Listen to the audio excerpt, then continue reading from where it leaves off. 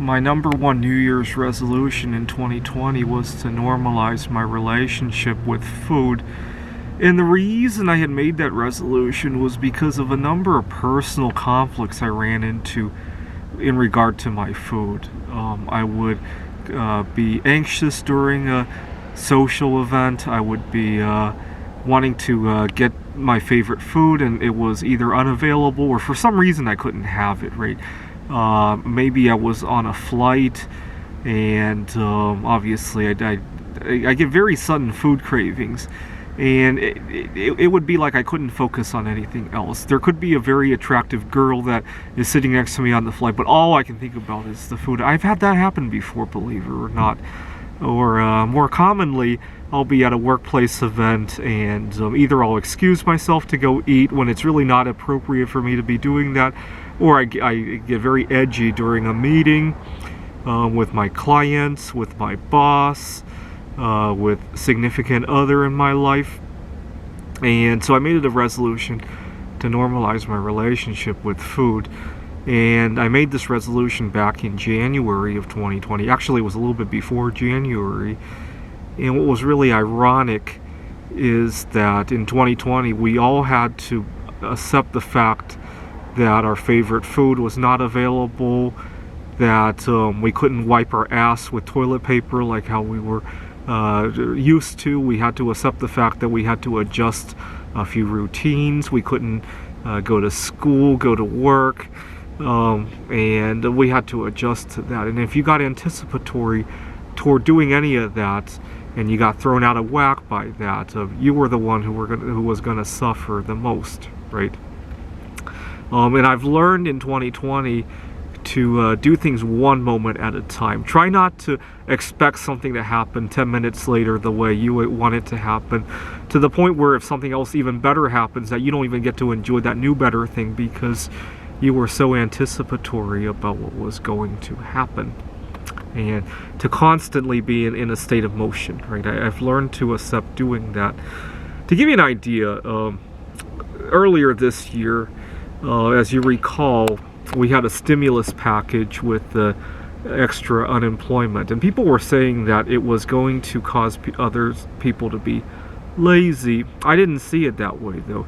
See, I collected that unemployment for a few weeks, and but I worked for most of that time period. And what was really nice is that I'm a private tutor, and oftentimes what I want to do with this, what I obviously should be doing with the student, is kind of in conflict with what I should be doing financially, right? I want to get the most hours out of the student, and obviously, yeah, they might say something good about me, but at the same time, in the short term, I might only get a few hours if I get the student what they want, right? In the long run, I could build good reputation, and that's a common battle I've had to battle with for many years. That short versus long-term goal kind of battle.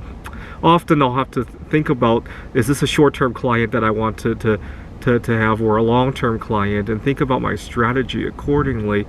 But when I saw that the unemployment stimulus was passed back in April, it allowed me to treat all my clients with the long-term goal, right? Because my short-term needs were going to be taken care of. So I very quickly adjusted the strategy there, and it goes to show that your strategy with your eating life, with your dating life, with anything else is always in motion, and not to get fixated on doing things in a certain way, right? Today, while I was cleaning out my belongings, I discovered something. I'm not very proud of the fact that I did this. I have this unusual financial habit. When I go to the store, let's say I buy, I'm trying to think, let's say it's a bottle of tea. You guys have seen me drink that 2-liter bottle of tea. I think it's about $1.99 at our local Safeway store. And if I break a big bill, let's say it's a $50 bill, and I get a lot of loose change, right? $5 bills. It upsets me because $5 bills have a tendency to evaporate. I want to get 220s back. So one day I had gone to Safeway to get a container of tea like that, and I had gotten lots of $5 bills. I went to a self-checkout machine. It spit out 9 of those $5 bills. And so I go to the service counter to get it changed, and the cashier, this was at the beginning of the lockdowns, the cashier just had better things to do, and she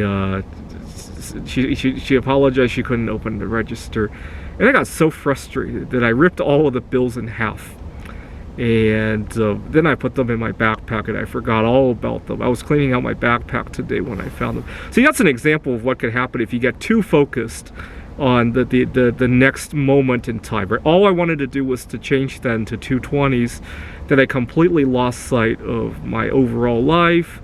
I think I had a girlfriend at the time. I was working at the tutoring center. I was writing computer games. Obviously, I was focusing on surviving the lockdowns and all that. I zoomed in too far into the details of life, and as a result, I kind of embarrassed myself that day, right? And that's the kind of thing that happens when you forget that we're constantly making new decisions. Anyways, so stop planning what you're going to do 5 minutes from now, 10 minutes from now, 15 minutes from now, or even a day or a week from now, right? Just like unexpectedly, I'm recording this on November 18, very unexpectedly we had another lockdown, right? Obviously, a lot of plans had to, even better plans can be made now, right? I shot a video a couple days ago about why. Go watch that video. Don't get fixated on the next moments in time. Realize that at any given moment, there are good and bad things that can be done, and try to focus on the good. Thanks for watching.